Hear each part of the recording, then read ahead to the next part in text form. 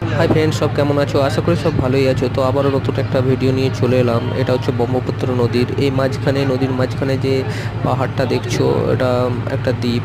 তো এখানে একটা মন্দির অবস্থিত আছে। তো আমরা ফেন্সি বাজার ঘাট থেকে এখানে গিয়েছিলাম আর লঞ্চে করে।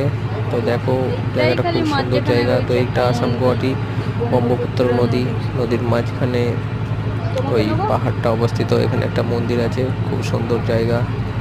তো তোমরা চাইলে রোপো করেও যেতে পারো, রোপো আছে।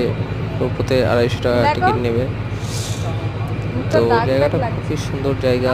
তো এইখানে বেড়াতে আসতে পারো, ভালো লাগবে। আর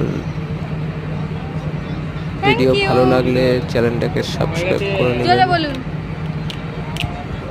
চ্যানেলটাকে সাবস্ক্রাইব করে লাইক কমেন্ট করে পাশে থাকার চেষ্টা করবে। ওকে, সবাই ভালো থেকো, সুস্থ থেকো।